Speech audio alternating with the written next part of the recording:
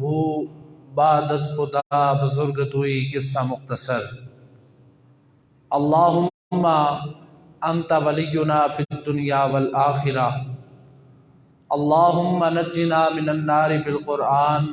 وزین اخلاقنا بالقرآن وادخلنا الجنة بالقرآن۔ اللہ رب العزت کی حمد و ثنا اور اس کے پیارے حبیب حضرت محمد مصطفیٰ صلی اللہ علیہ وسلم پر ہدیہ درود و سلام پیش کرنے کے بعد، میرے نہایت ہی واجب الاحترام قابل تحسین معزز و محتشم برادران اسلام، برادران طریقت، برادران شریعت، السلام علیکم ورحمۃ اللہ وبرکاتہ۔ برادران اسلام، اللہ رب العزت کا ہزارہا شکر ہے جس نے ہمیں انسان پیدا کیا، پھر اللہ رب العزت کا لاکھا شکر ہے جس نے ہمیں مسلمان پیدا کیا، پھر اللہ رب العزت کا کروڑہا شکر ہے کہ جس نے ہمیں مومن پیدا کیا، اور سب سے بڑی بات یہ کر جاؤں کہ اللہ رب العزت کا اربہا شکر ہے جس نے ہمیں حضور کا امتی پیدا کیا، اور حضور کا امتی ہونے کے ساتھ ساتھ ہمارے اوپر جتنے بھی احسانات کیے، جتنے بھی کرم کیے ہیں، ان میں جو نمایاں کرم ہے وہ رمضان المبارک کا مہینہ ہے۔ آج الحمدللہ ہم رمضان المبارک کے جو 16واں روزہ ہے اس کے اندر موجود ہیں، اور خالق کائنات کی رحمتیں، برکتیں، محبتیں اور نعمتیں سمیٹ رہے ہیں۔ اس رمضان کے بارے میں کنز الاموال کے اندر حدیث پاک ہے کہ آقا کریم صلی اللہ علیہ وسلم نے ارشاد فرمایا کہ جو بندہ ایمان اور احتساب کے ساتھ رمضان کے روزے رکھتا ہے، اللہ اس کے اگلے اور پچھلے گناہ معاف کر دیتا ہے۔ اور اسی کنز الاموال کے اندر لکھا ہے کہ اللہ رب العزت ہر روز 10 لاکھ ایسے انسانوں کی بخشش فرماتا ہے جن کے اوپر جہنم واجب ہو چکی ہوتی ہے۔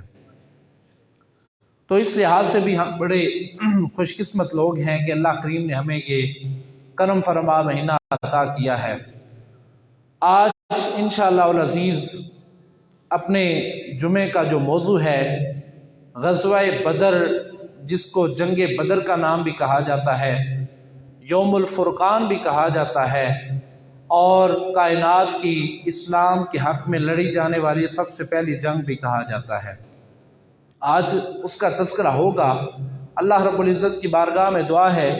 کہ وہ ہمیں حق سچ بیان کر کے اس پہ عمل کی توفیق عطا فرمائے۔ برادران ذی وقار، خالق کائنات نے قرآن مقدس کے اندر ارشاد فرمایا ہے وَلَقَدْ نَصَرَكُمُ اللَّهُ بِبَدْرٍ وَأَنْتُمْ أَذِلَّةٌ، کہ تحقیق اللہ رب العزت نے تم لوگوں کی مدد کی تھی حالانکہ تم کمزور تھے اور تھوڑی تعداد میں تھے۔ یہ وہ دن ہے کہ جب اللہ رب العزت کے پیارے محبوب صلی اللہ علیہ وآلہ وسلم نے حق اور باطل کا فیصلہ کرنا تھا، اللہ رب العزت سے مدد مانگ کے کفار کا خاتمہ کرنا تھا، اسلام کو رائج کرنا تھا، اسلام کے دامن میں حاکمیت پیدا کرنی تھی، تو اللہ رب العزت کے پیارے محبوب صلی اللہ علیہ وآلہ وسلم نے اس غزوہ کو ترتیب دیا۔ لیکن اس سے قبل میں ان معترضین اور مشترکین کے سوالات کا کچھ جواب دینا چاہتا ہوں جو کہتے ہیں کہ اسلام خون ریزی کی بنیاد پہ سامنے آیا ہے، اور مثال یہ دیتے ہیں کہ جتنی بھی جنگیں لڑی گئی ہیں وہ اسلام نے لڑی ہیں، اور وہ حوالہ یہ دیتے ہیں کہ کبھی اسلام غزوہ بدر کے نام پہ مسلمان اور کفار کو لڑاتا ہے، کبھی اسلام غزوہ احد کے نام پہ لڑاتا ہے، کبھی اسلام غزوہ حنین کے نام پہ لڑاتا ہے، کبھی اسلام غزوہ تبوک کے نام پہ لوگوں کو آپس میں لڑاتا ہے، اور ہیومن رائٹس کی جتنی بھی تنظیمیں ہیں، انسانی حقوق کے جتنے بھی علم بردار ہیں، خود تو وہ انسان کو حقوق دینے سے قاصر ہیں، لیکن جب اسلام کی باری آتی ہے تو سب سے پہلی انگلی ان کی اٹھتی ہے۔ اگر اسلام خون ریزی کا جو ہے وہ پاسدار ہوتا، یا اسلام خون خواری کا علمبردار ہوتا تو آپ صلی اللہ علیہ وسلم نے سب سے پہلے خفیہ تبلیغ کی تاکہ اللہ رب العزت کے دامن رحمت میں لوگ آنا شروع ہو جائیں۔ جب خفیہ تبلیغ کی تو اس کے اندر تقریباً 11 مرد اور 4 خواتین اسلام سے مشرف ہوئیں۔ پھر آپ صلی اللہ علیہ وسلم نے اعلانیہ تبلیغ کی جس کے اندر تقریباً 88 مرد اور 11 عورتیں مشرف با اسلام ہوتی ہیں۔ پھر جب آپ صلی اللہ علیہ وسلم نے تبلیغ کا اعلان کیا تو کفار مقابلے میں آ جاتے ہیں اور آپ صلی اللہ علیہ وسلم کو ایذائیں دینا شروع ہو جاتے ہیں۔ اگر اسلام خون ریزی اور خون خواری کا مذہب ہوتا تو آپ صلی اللہ علیہ وسلم ڈائریکٹ جنگ کیا کرتے، لڑائی کرتے، تلوار چلاتے، نیزہ چلاتے، لیکن آپ صلی اللہ علیہ وسلم نے پہلے بڑے پیار کے ساتھ لوگوں کو اسلام کی طرف مائل کیا، لوگوں کو اسلام کی دعوت دی، لوگوں کو اسلام کی طرف بلایا، اور جب آپ صلی اللہ علیہ وسلم کی اس دعوت کو منفی لیا گیا اور لوگوں نے شراب نہ چھوڑنے اور زناکاری نہ چھوڑنے اور بتوں کی پوجا نہ چھوڑنے کا فیصلہ کیا تو اللہ کے محبوب نے پھر جنگ کا آغاز کیا۔ انسانی حقوق کی جو تنظیمیں ہیں ان کو یہ تو یاد ہے کہ اسلام خون ریزی کا دور ہے، اسلام نے خون ریزی کی ہے، غزوات لڑے ہیں، جنگیں لڑی ہیں، ان کو یہ کیوں نہیں یاد آتا کہ آپ صلی اللہ علیہ وسلم نے اسلام کے لیے قربانیاں کتنی دی ہیں۔ آپ صلی اللہ علیہ وسلم نے شیب ابی طالب میں معصوری کے 3 سال جو گزارے ہیں وہ ان کو کیوں نہیں دکھائی دیتے؟ آپ صلی اللہ علیہ وسلم نے دندان مبارک شہید کروائے، وہ ان کو کیوں نہیں دکھائی دیتے؟ آپ صلی اللہ علیہ وسلم نے اپنا کنبہ کٹوایا، کنبہ شہید کروایا، وہ ان کو دکھائی کیوں نہیں دیتا؟ ارے اسلام جب بھی درس دیتا ہے تو امن کا درس دیتا ہے، اور آپ صلی اللہ علیہ وسلم نے اس کا آغاز بھی امن کے ساتھ کیا تھا۔ لیکن جب لوگ باز نہ آئے کہ مسلمانوں کے آخری نبی اتنے پیار سے ہمیں اپنی طرف بلا رہے ہیں، اتنے خلوص کے ساتھ وہ ہمیں اسلام کے دامن میں پناہ دینا چاہتے ہیں، تو پھر جب انہوں نے آپ صلی اللہ علیہ وسلم کی اس دعوت کو ٹکرا دیا اور مقابلے میں اتر آئے تو پھر بدلے میں مسلمانوں کو تلوار اٹھانا پڑی، اور یہ تلوار آپ صلی اللہ علیہ وسلم نے کوئی اپنی مرضی سے نہیں اٹھائی، یہ تلوار صحابہ کرام کے مشورے سے نہیں اٹھائی، یہ تلوار آمنہ کے لال نے اگر اٹھائی ہے تو رب کائنات کے حکم سے اٹھائی ہے، اور یہ اٹھانا مجبوری بن گئی تھی۔ نبی رحمت صلی اللہ علیہ وسلم جب دین کا آغاز کرتے ہیں تو عجیب و غریب آپ کے ساتھ معاملات پیش آتے ہیں۔ کبھی آپ کے اوپر اجڑی پھینک دی جاتی ہے، کبھی آپ نماز پڑھ رہے ہوتے ہیں تو رومال کے ساتھ آپ کی گردن کو جکڑ دیا جاتا ہے، کبھی آپ نکل رہے ہوتے ہیں، رستے میں چل رہے ہوتے ہیں تو اوباش لڑکوں کو پیچھے لگا دیا جاتا ہے، اور کبھی آپ جب نماز کی دعوت دینے کے لیے نکلتے ہیں، اسلام کا پرچار کرنے کے لیے نکلتے ہیں تو آپ کے اوپر جملے کسے جاتے ہیں۔ لیکن جب صحابہ کرام نے آپ صلی اللہ علیہ وسلم کو مشورے دیے کہ یا رسول اللہ آپ کی آواز میں بھی دم ہے، آپ کی دعا بھی قبول ہوتی ہے، آپ کی بد دعا بھی قبول ہوتی ہے، تو آپ ان کے حق میں بد دعا کیوں نہیں کرتے؟ تو آپ صلی اللہ علیہ وسلم ان کی باتیں سن کے، مشورے سن کے خاموش ہو جاتے ہیں اور مسکرا دیتے ہیں، اور تھوڑی دیر کے بعد جب آپ صلی اللہ علیہ وسلم اللہ کی بارگاہ میں حاضر ہوتے ہیں، حاضر ہو کے جب آپ اپنے ہاتھ بلند کرتے ہیں، اب صحابہ کرام اور دیگر مسلمان یہ سمجھتے ہیں کہ ان کے خلاف بد دعا ہوگی، ان کے خلاف اللہ رب العزت کے پیارے محبوب اپنے رب کی بارگاہ میں شکایت لگانے والے ہیں۔ تب بھی آپ صلی اللہ علیہ وسلم نے ان کی ان سختیوں کے باوجود بھی دعا کی تھی، اللہم اہدنا الصراط المستقیم، अल्लाहुम्मा इहदिना अलकौम अस्सिरात अलमुस्तकीम, या अल्लाह मेरी जो कौम है इसको सिरात मुस्तकीम पे चलने की तौफीक अता फरमा। या अल्लाह मेरी जो कौम है इनको हिदायत अता फरमा। इनको इल्म नहीं है, इनको शऊर नहीं है, इनको इस बात का इदराक नहीं है कि मैं इनके हक़ में इनके लिए कितना मुखलिस हूँ। तो जब आप सल्लल्लाहु अलैहि वसल्लम ने ये दुआ की तो सहाबा कराम बकौल शायर कहने लगे, सलाम उस पर कि जिसने बेकसों की दस्तगीरी की, सलाम उस पर कि जिसने बेकसों की दस्तगीरी की, सलाम उस पर कि जिसने बादशाही में फ़कीरी की, और सलाम उस पर कि जिसने असरारे मोहब्बत समझाए, सलाम उस पर कि जिसने ज़ख्म खाकर फूल बरसाए, और सलाम उस पर कि जिसके घर में चांदी थी ना सोना था, सलाम उस पर कि जिसका टूटा बोरिया और बिछौना था। बरदरान इस्लाम, मेरे आका करीम सल्लल्लाहु अलैहि वसल्लम आप उनके लिए बद दुआ फिर भी नहीं फरमाते, आप उनके लिए दुआ फरमाते हैं, या अल्लाह मेरी कौम को हिदायत अता फरमा।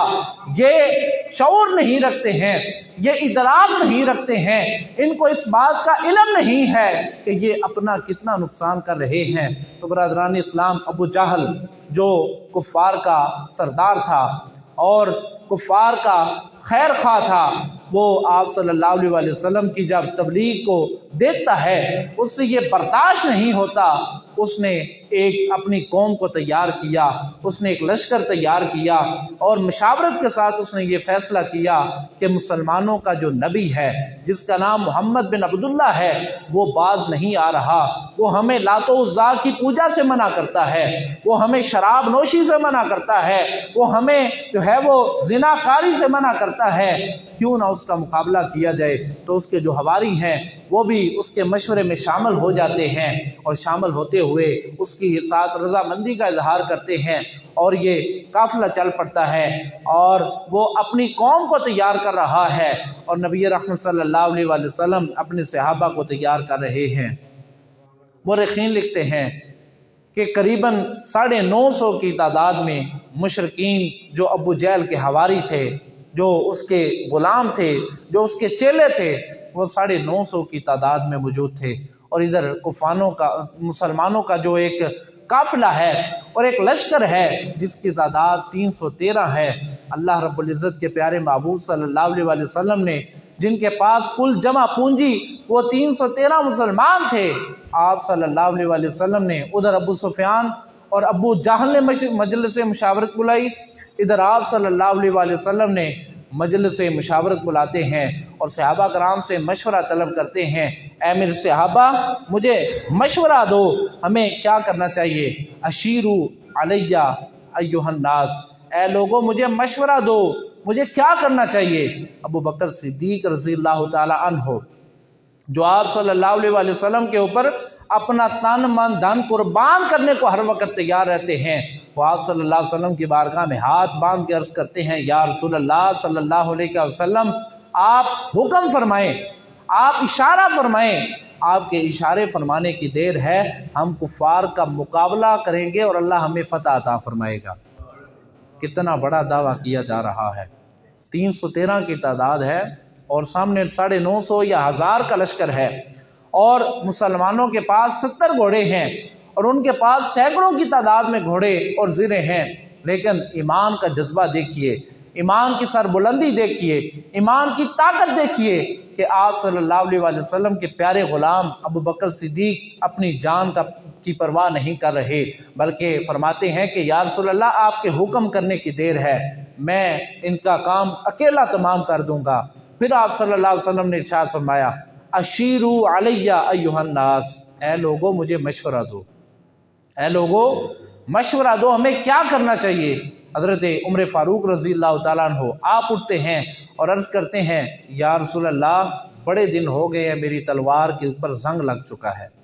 या रसूलल्लाह बड़ा अरसा हो गया है, मेरी तलवार उमान से बाहर नहीं आई है, इसके ऊपर जंग लग चुका है, आप मुझे इजाज़त दें, इनका काम मैं तमाम कर दूं। फिर आपने फरमाया, अशीरू अलैया अय्युहन नास, ऐ लोगों मुझे मशवरा दो। तो फिर अली और मुर्तज़ा शेर खुदा भी उठकर अपने जज्बात का इजहार करते हैं اپنے خواہش کا اظہار کرتے ہیں کہ یا رسول اللہ ہمیں ان کے ساتھ جنگ لڑنی چاہیے، لیکن آپ صلی اللہ علیہ وسلم نے پھر چوتھی مرتبہ فرمایا کہ اشیروا علیہ ایھا الناس۔ اب آپ صلی اللہ علیہ وسلم کا جو ارادہ تھا، آپ کی جو خواہش تھی، آپ کہتے تھے کہ میرے صحابہ، میرے قریبی دوست ان میں سے تو تیار ہو گئے ہیں، میں چاہتا ہوں انصاری لوگوں میں سے بھی کچھ لوگ تیار ہو جائیں۔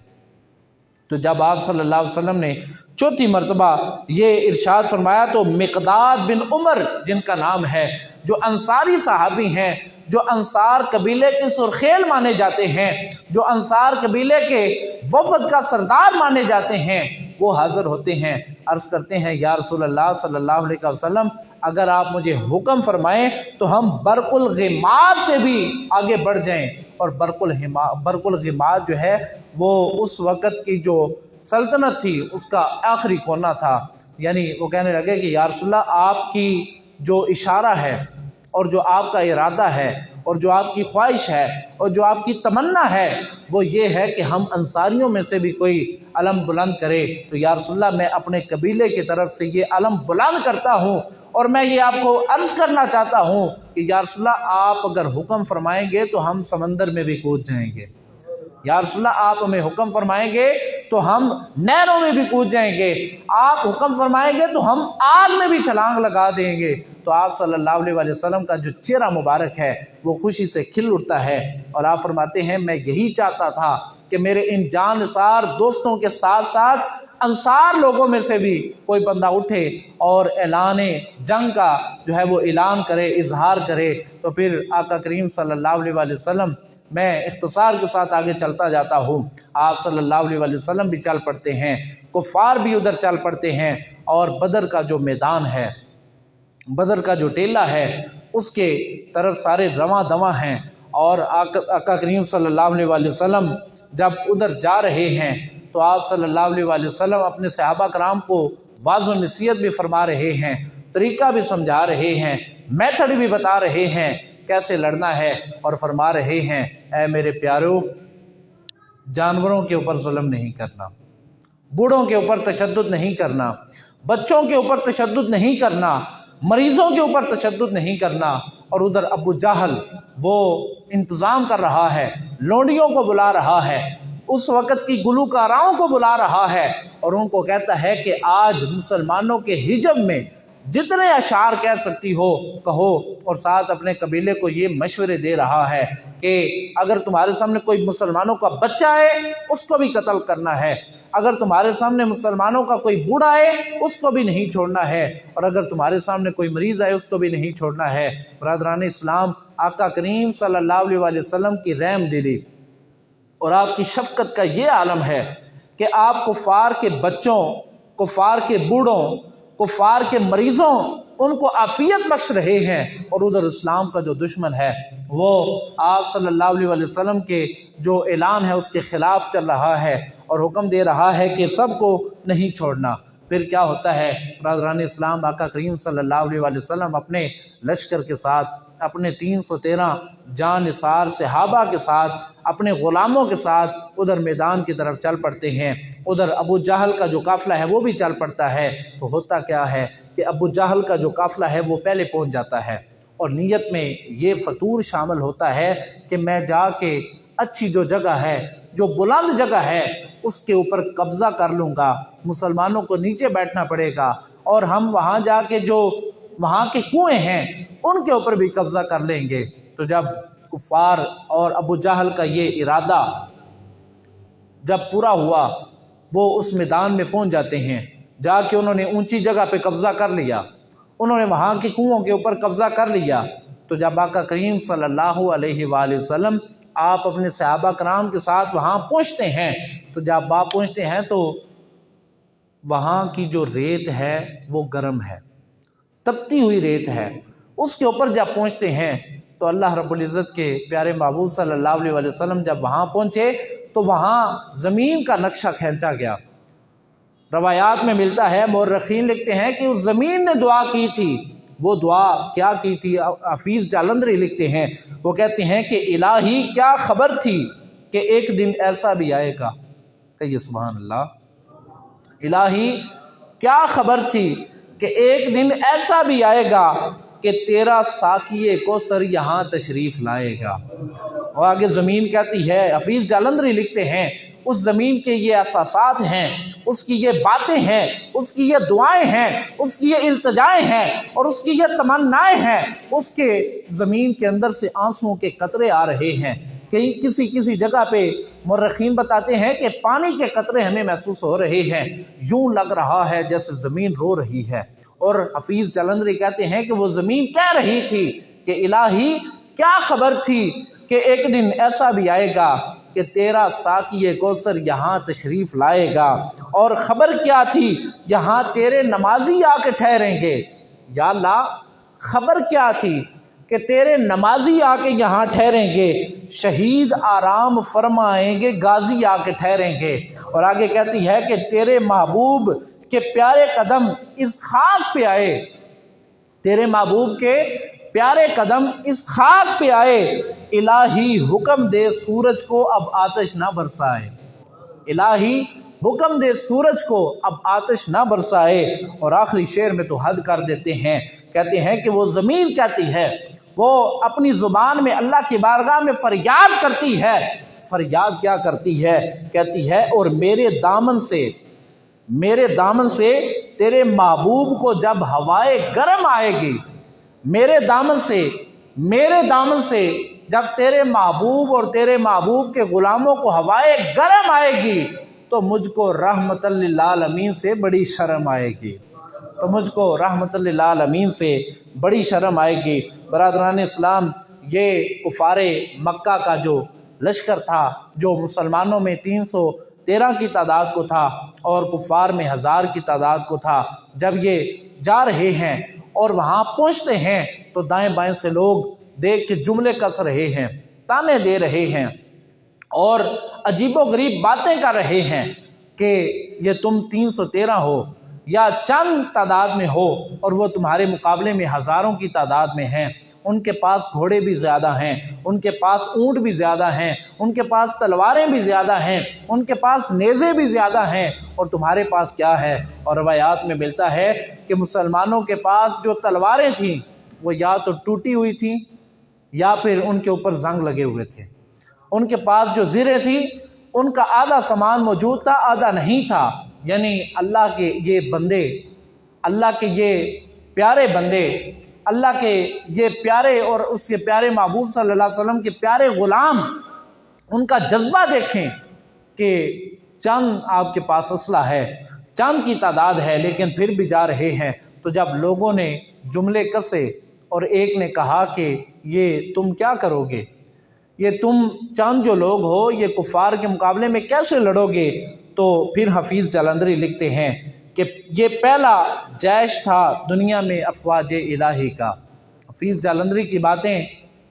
وہ احساسات ہیں جو وہاں لوگوں نے اور اللہ کی زمین نے کہے تھے۔ وہ لکھتے ہیں کہ یہ پہلا جیش تھا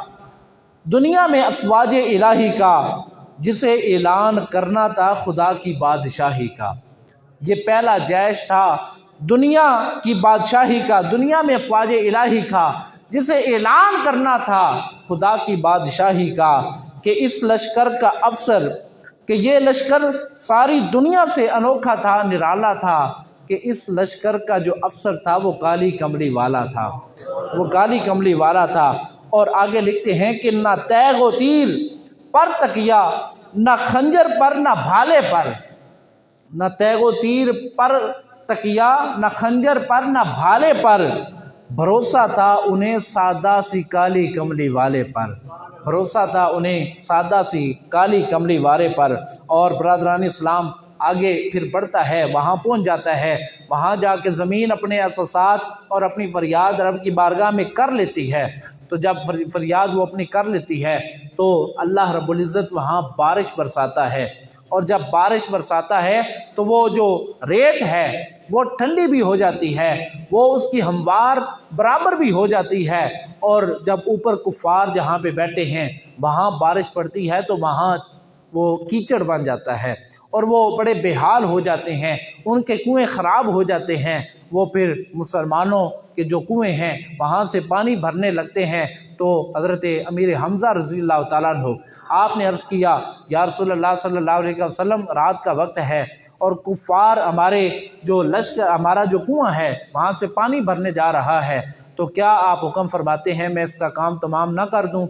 تو قربان جاؤں رحمت للعالمین صلی اللہ علیہ وسلم پر آپ نے فرمایا نہیں، وہ کافر ہے، انسان تو ہے نا، بے شک وہ کافر ہیں، اسلام کے دشمن ہیں، لیکن مخلوق خدا تو ہے نا۔ تو آمنہ کے لال نے ان کے اوپر کرم فرمایا اور ان کو پانی بھرنے دیا۔ اب ایک اور بڑی خوبصورت بات یہاں پڑھنے کو ملی ہے کہ آقا کریم صلی اللہ علیہ وسلم آپ جب میدان جنگ کا دن تھا، غزوہ بدر جس دن منعقد اور برپا ہونی تھی، ایک دن پہلے آپ تشریف لے جاتے ہیں اور وہاں جا کے چھڑی پکڑتے ہیں، چھڑی پکڑ کے نشاندہی کرتے ہیں، یہاں عتبہ مرے گا، یہاں شیبہ مرے گا، یہاں ابو جہل مرے گا۔ تو حضرت انس بن مالک رضی اللہ تعالیٰ عنہ آپ فرماتے ہیں کہ جب میدان جنگ سجا نا، جب جنگ شروع ہوئی تو باقی سارے لڑ رہے تھے، میں لڑ بھی رہا تھا تو میں کفار کو انہی جگہوں پہ گرتے ہوئے بھی دیکھ رہا تھا، اور کہتے ہیں میں نے ایک ایک بات نوٹ کی ہے، میں اس جب آقا کریم صلی اللہ علیہ وسلم نے جہاں نشان لگائے تھے میں دیکھ رہا تھا، کالی کملی والے نے جو فرمایا تھا اللہ رب العزت کے حکم سے وہ دشمن اسی جگہ پہ مار رہے تھے۔ تو یہ بڑا خوبصورت ایک منظر تھا۔ اور برادران اسلام، جب یہاں حضور صلی اللہ علیہ وسلم اپنے صحابہ کو مزید تلقین فرما رہے ہیں، واعظ و نصیحت فرما رہے ہیں، اور اپنے ارشادات اور اپنے جملے پھر دہرا رہے ہیں کہ غلاموں کے اوپر ظلم نہیں کرنا، بوڑھوں کے اوپر ظلم نہیں کرنا، اور جانوروں کے اوپر ظلم نہیں کرنا، بچوں کے اوپر زیادتی نہیں کرنی، تو پھر کیا ہوا؟ آقا کریم صلی اللہ علیہ وسلم نماز کا وقت ہوتا ہے اور نماز کے بعد جنگ کا ارادہ ہے، تو آقا کریم صلی اللہ علیہ وسلم نے تمام صحابہ کرام کو حکم دیا کہ اپنی اپنی صفیں سیدھی کر لو۔ یہ بڑا ایک عجیب و غریب واقعہ وہاں پیش آیا، جو سن کے ایمان بھی تازہ ہو جاتا ہے اور روح میں سرشاری بھی آتی ہے اور ایک لذت بھی آتی ہے۔ پہلے یہ معاملہ بڑا عجیب لگتا ہے، بعد میں جب اس کی لذت سے ہم آشنا ہوتے ہیں تو اللہ کے پیارے محبوب صلی اللہ علیہ وسلم کی زندگی پہ قربان جانے کو دل کرتا ہے۔ ہوا کچھ اس طرح کہ آقا کریم صلی اللہ علیہ وسلم نے حکم دیا کہ اپنی صفیں سیدھی کر لو، اور آقا کریم صلی اللہ علیہ وسلم کے ہاتھ میں ایک چھڑی ہے، اپنی چھڑی کے ساتھ وہ صفیں سیدھی کروا رہے ہیں۔ تو جب چھڑی آپ نے ہاتھ میں پکڑی ہے، صفیں سیدھی کروا رہے ہیں، انہی صحابہ کرام میں ایک صحابی تھے جن کا نام تھا حضرت سودا۔ حضرت سودا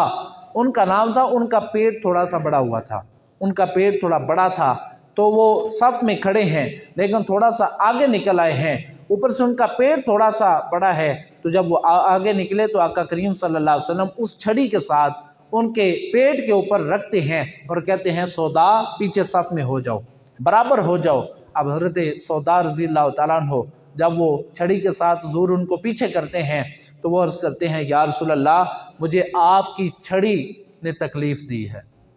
یا رسول اللہ مجھے آپ کی اس چھڑی نے، آپ کی اس نشاندہی نے تکلیف دی ہے، میں تکلیف میں ہوں، مجھے یہ زخم ہوا ہے، مجھے یہ غم ہوا ہے، مجھے یہ تکلیف ہوئی ہے۔ تو آقا کریم صلی اللہ علیہ وسلم نے فرمایا کیا چاہتے ہو؟ اب یہاں دو روایات ہیں، یہ بات یاد رکھنے والی ہے۔ ایک روایت میں ملتا ہے کہ جنگ سے پہلے جب آپ صفیں سیدھی کروا رہے تھے تو یہ واقعہ تب پیش آیا، اور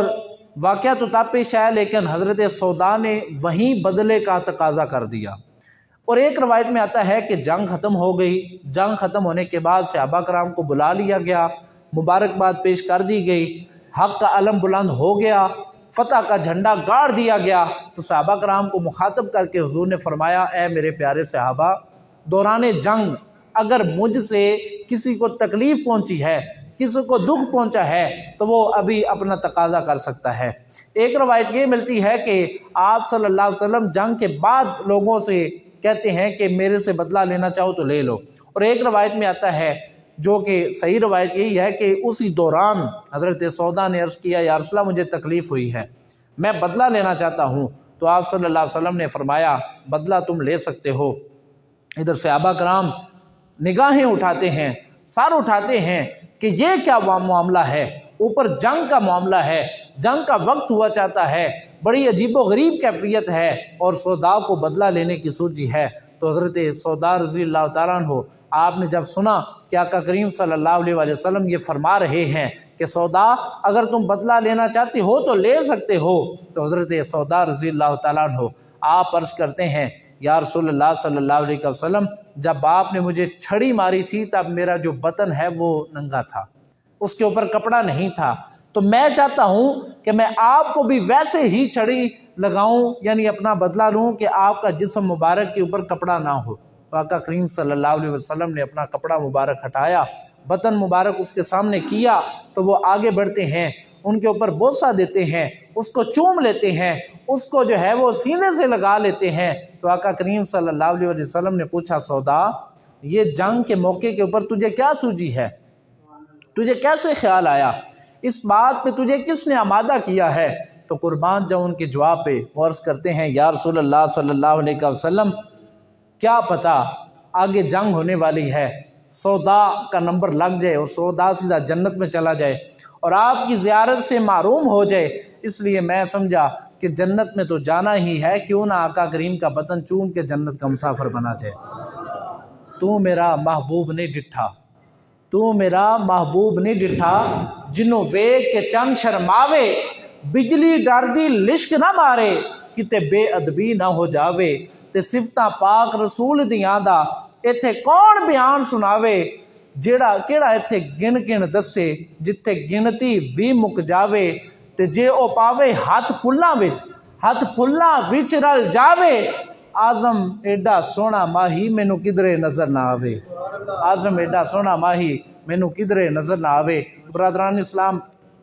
صفیں سیدھی ہو جاتی ہیں، حضرت سودا کا معاملہ ہو جاتا ہے، اب آپ صلی اللہ علیہ وسلم واز فرما رہے ہیں، اب واز فرمانے کے بعد آپ سجدے میں گر جاتے ہیں، رب کی بارگاہ میں دعا کرتے ہیں کہ یا اللہ مجھے تیری مدد درکار ہے، یہ تیرے چند بندے ہیں، اگر یہ دنیا سے چلے جاتے ہیں، یہ شہید ہو جاتے ہیں، یہ ناکام ہو جاتے ہیں، تو یا اللہ یاد رکھنا دنیا میں تیرا نام لیوا کوئی نہیں بچے گا۔ یا اللہ اگر یہ چند جو میری کل کمائی ہے،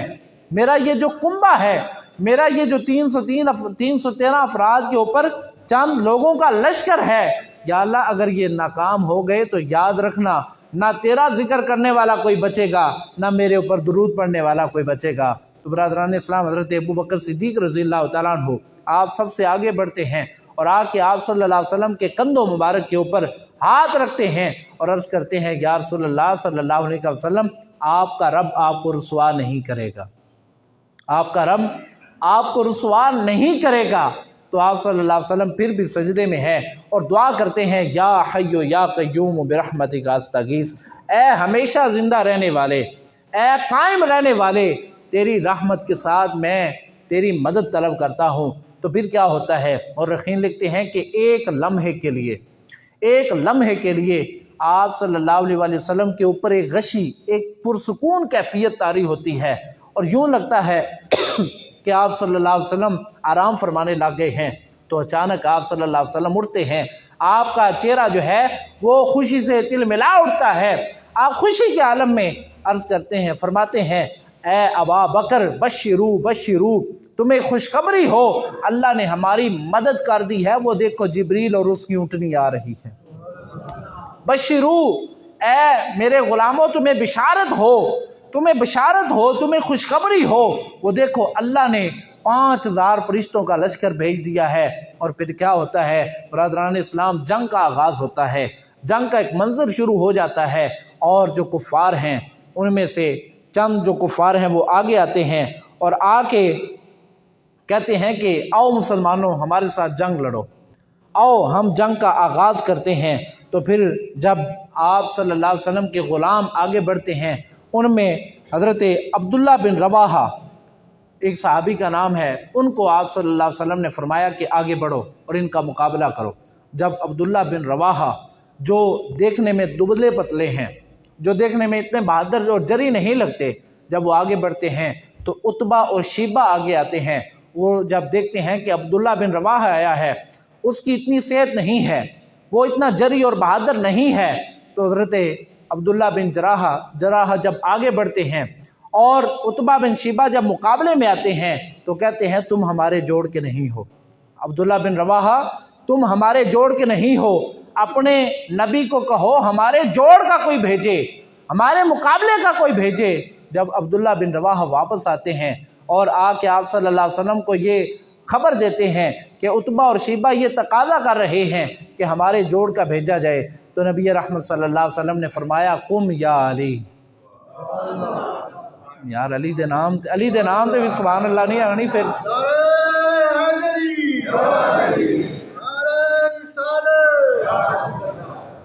تو برادران اسلام پھر کیا ہوتا ہے؟ حضور صلی اللہ علیہ وسلم نے فرمایا قم یا علی، قم یا حمزہ، اٹھو حمزہ اور اٹھو علی، جاؤ اس کا مقابلہ کرو۔ تو حضرت حمزہ اور حضرت علی شیر خدا رضی اللہ تعالی عنہ آپ آگے بڑھتے ہیں، اس کا مقابلہ کرتے ہیں، اور ساتھ حضرت عبیدہ بن حارث رضی اللہ تعالیٰ عنہ کو بھی شامل کر لیتے ہیں۔ تو جب آگے بڑھتے ہیں وہ کفار پھر پوچھتے ہیں، عتبہ اور شیبہ پھر پوچھتے ہیں کہ تم کون ہو، چونکہ انہوں نے زینیں پہن رکھی تھیں، چہرہ پوشیدہ ہوا کرتا تھا، تو وہ پوچھتے ہیں کہ تم کون لوگ ہو؟ تو حضرت علی شیر خدا فرماتے ہیں انا علی المرتضیٰ، میں اللہ کا شیر ہوں، اگر تم میرا مقابلہ کرنا چاہتے ہو، ماں کے لال ہو تو سامنے ہو۔ اور سیدہ حضرت امیر حمزہ رضی اللہ تعالیٰ عنہ آپ بھی فرماتے ہیں کہ انا حمزہ، میرا نام حمزہ ہے، اور میں اپنے پیارے نبی صلی اللہ علیہ وسلم کے بہادر جوانوں میں سے ہوں، میرا بھی مقابلہ کرنے کے لیے آ سکتے ہو۔ اور حضرت عبیدہ بن حارث بھی اعلان کرتے ہیں، تو وہ عتبہ اور شیبہ آگے بڑھتے ہیں، ان کو حضرت علی شیر خدا اور حضرت حمزہ رضی اللہ تعالیٰ عنہما ان کا کام تمام کرتے ہیں، ان کو واپس بھیج دیتے ہیں۔ اب یہاں حضرت عبیدہ بن حارث رضی اللہ تعالیٰ عنہ آپ تھوڑے سے لاغر تھے، بظاہر تھوڑے سے کمزور تھے، تو جب دشمنوں نے آپ کے اوپر چڑھائی کی، ایک دشمن آپ کو مار رہا تھا، تو حضرت علی شیر خدا، اللہ کا شیر آگے بڑھتا ہے، جا کے اس کا کام تمام کرتا ہے، اور حضرت عبیدہ بن حارث کو اپنے کندھوں پہ اٹھا لیتے ہیں، اٹھا کے آقا کریم کی بارگاہ میں حاضر ہو کے عرض کرتے ہیں یا اللہ دشمن کو مار آیا ہوں، تمہارا آپ کے غلام کو بچا لایا ہوں، یا رسول اللہ آپ کے دشمن کو مار آیا ہوں، آپ کے دشمن کو گرا آیا ہوں، اور آپ کے غلام کو بچا آیا ہوں۔ تو اللہ رب العزت کے پیارے محبوب صلی اللہ علیہ وسلم نے وہاں اسد اللہ کا لقب عطا کیا اور کہا کہ قیامت تک میرا علی جو ہے یہ اللہ کا شیر ہے۔ تو حضرت علی شیر خدا رضی اللہ تعالیٰ عنہ آپ کی جو شان ہے وہ یہ ہے کہ اللہ رب العزت نے آپ کو اسد اللہ کا لقب عطا کیا۔ اور پھر کیا ہوتا ہے، امیہ آتا ہے، امیہ بن خلف آتا ہے، جس ساری زندگی حضرت بلال حبشی نے ستایا ہے، جس نے ساری عمر حضرت بلال حبشی رضی اللہ تعالیٰ عنہ کو تنگ کیا تھا، وہ سامنے آتا ہے۔ تو حضرت بلال حبشی رضی اللہ تعالیٰ عنہ آگے بڑھ کے فرماتے ہیں کہ اس کا کام میں تمام کروں گا۔ تو امیہ بن خلف جو ہے اس کو حضرت بلال حبشی رضی اللہ تعالیٰ عنہ واصل جہنم کرتے ہیں۔ برادران اسلام، میں سرعت کے ساتھ گفتگو کے اختتام کی طرف جانا چاہتا ہوں۔ وہاں جو ان کا سردار تھا جس کا نام ابو جہل ہے، اس کو مارنے کی جب باری آتی ہے تو 100 سال کا بندہ نہیں، 60 سال کا جوان نہیں، 50 سال کا بہادر نہیں، بلکہ 16 سال کے 2 بھائی معوذ اور معاذ آگے بڑھتے ہیں۔ 16 سال کے بچے ہیں، ابھی کڑیل جوانی کی عمر کو بھی نہیں پہنچتے ہیں، ابھی نوخیز ہیں، آگے بڑھتے ہیں۔ اور حضرت عبد الرحمن بن عوف رضی اللہ تعالیٰ عنہ جو آپ کے رشتے میں چچا لگتے ہیں، پوچھتے ہیں کہ چچا وہ ابو جہل کتھے، وہ جڑا زیادہ باں کرتا ہے، جو زیادہ مسلمانوں کے خلاف بولتا ہے، جو ہمارے مصطفیٰ کریم صلی اللہ علیہ وسلم کو گالیاں نکالتا ہے، وہ ابو جہل کدھر ہے؟ تو ایک لمحہ تو عبد الرحمن بن عوف حیران ہوتے ہیں کہ یہ چھوٹے چھوٹے بچے کیا کریں گے؟ تو آپ نے فرمایا وہ جو سامنے چل رہا ہے، ٹہل رہا ہے، وہ ابو جہل ہے۔ تو معاذ اور معوذ آگے بڑھتے ہیں اور جا کے اس کے اوپر یلغار کر دیتے ہیں، اس کے اوپر حملہ کر دیتے ہیں اور اس کے گردن کے اوپر تلوار چلا دیتے ہیں۔ یہاں حضرت معاذ جو ہیں، جو چھوٹے بھائی ہیں، ان کا جو بازو ہے وہ تھوڑا سا لٹک جاتا ہے، تلوار لگتی ہے، تھوڑا سا لٹک جاتا ہے۔ تو حضرت معاذ ابھی 16 سال کے بچے ہیں، اپنا بازو اپنے پاؤں کے نیچے رکھ کے اکھیڑ دیتے ہیں اور کہتے ہیں کہ جو اسلام کی راہ میں اور ہمارے مصطفیٰ کریم کی عزت کی راہ میں اپنا بازو بھی آئے گا، ہم اس کو بھی کاٹ کے رکھ دیں گے، ہم اس کو بھی کاٹ کے رکھ دیں گے۔ اور برادران اسلام، یوں پھر حضرت معاذ اور معوذ جو ہیں انہوں نے ابو جہل کا کام تمام کیا، اور پھر آقا کریم کی بارگاہ میں حاضر ہوتے ہیں، حاضر ہو کے عرض کرتے ہیں یا رسول اللہ آپ فیصلہ فرما دیں، بھائی نے زیادہ مارا ہے یا میں نے زیادہ مارا ہے؟ تو آقا کریم صلی اللہ علیہ وسلم نے فرمایا اپنی تلواریں لے آؤ، اپنی تلواریں لے آؤ۔ جب وہ تلواریں لے کے آتے ہیں اور تلواریں دکھاتے ہیں تو حضور صلی اللہ علیہ وسلم نے فرمایا تم نے دونوں کو مارا ہے، کلاہما قتلکما، تم دونوں نے مارا ہے، اور جاؤ میں تمہیں خوشخبری دیتا ہوں تم دنیا میں چلتے پھرتے جنتی ہو۔ یہ معاذ اور معوذ جو بھی 16 سال کے بچے ہیں۔ اور برادران اسلام پھر کیا ہوتا ہے،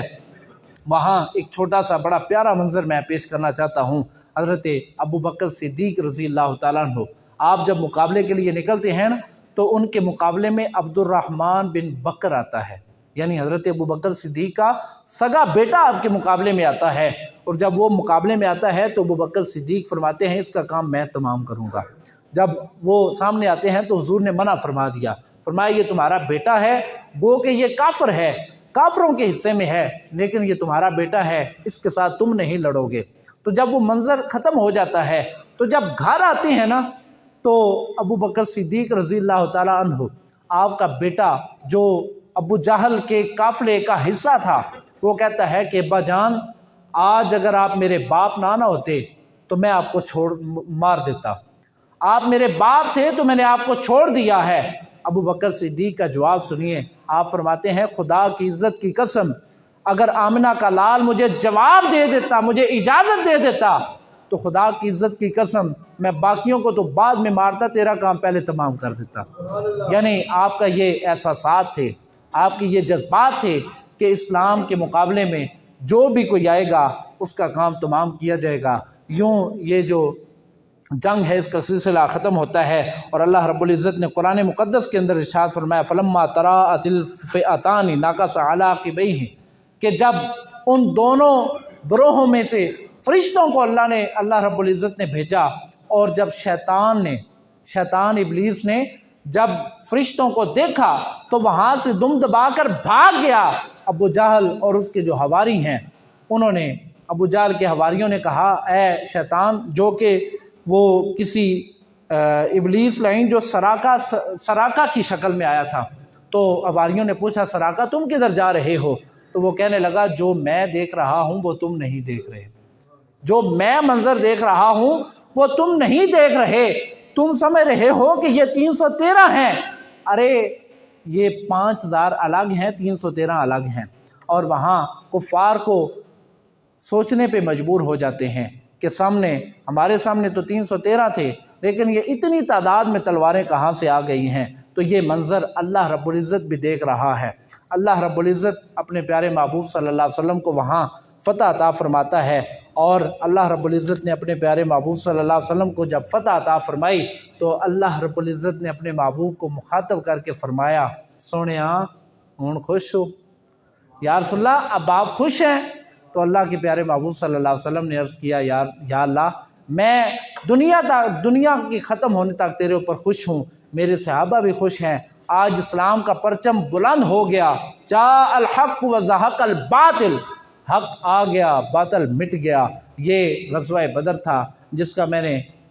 مختصراً تعارف آپ کے سامنے پیش کر دیا، اور اس میں پھر کیا ہوتا ہے 70 کفار واصل جہنم ہوتے ہیں اور 14 جو مسلمان ہیں وہ شہید ہوتے ہیں، اور برادران اسلام یوں یہ غزوہ بدر کا سلسلہ مکمل ہوتا ہے۔ اور اس کے بعد آج تک جو کفار ہیں ان کی جو اولاد ہے، ان کے جو حواری ہیں، وہ یہی سوچ رہے ہیں کہ وہ جو کفار میں 313 تھے ان کو 5000 سے ضرب کس نے دی تھی، ان کو 5000 سے ضرب کس نے دی تھی، یہ آج تک وہ سوچنے پہ مجبور ہیں۔ برادران اسلام یہ حضرت محمد مصطفیٰ صلی اللہ علیہ وسلم کی فتح تھی جس کو جنگ بدر کا نام دیا جاتا ہے۔ اللہ رب العزت کی بارگاہ میں دعا ہے کہ جس طرح صحابہ کرام نے اپنی جانوں کا نذرانہ پیش کر کے اسلام کو بچایا تھا، آج ہم کہتے ہیں کہ دین پہ چلنا بڑا مشکل ہو گیا ہے۔ ارے آج مسجدوں کے اندر پنکھے لگے ہوئے ہیں، اے سی لگے ہوئے ہیں، ٹھنڈی ہوائیں موجود ہیں، ٹھنڈا پانی موجود ہے۔ وہ جو بدر کے تمام اصحاب تھے ان سے پوچھو جنہوں نے اللہ رب العزت کے محبوب کی قیادت میں سفر کیا تھا اور تپتی ہوئی صحرا کے اوپر انہوں نے جنگ لڑنے کا ارادہ کیا تھا، ارے یہ اسلام ایسے ہی بارز وجود میں نہیں آیا، بلکہ اس کے پیچھے صحابہ کرام نے اپنی جانوں کا نذرانہ پیش کیا تھا۔ اللہ رب العزت کی بارگاہ میں دعا ہے کہ وہ ہمیں تمام صحابہ کرام کے نقوش قدم پہ چلنے کی توفیق عطا فرمائے، اور ہمیشہ کوشش کریں کہ آپ کی وجہ سے اسلام کو تقویت ملے۔ اس کا دو فائدے ہوں گے، ایک تو حضور کی اور صحابہ کرام کی سنت پہ عمل ہو جائے گا، ایک آپ کا نام ان لوگوں میں شامل ہو جائے گا جن کی وجہ سے اسلام کو تقویت ملی ہے۔ اللہ رب العزت ہمیں عمل کی توفیق عطا فرمائے۔ وما علیہ الا البلاغ المبین۔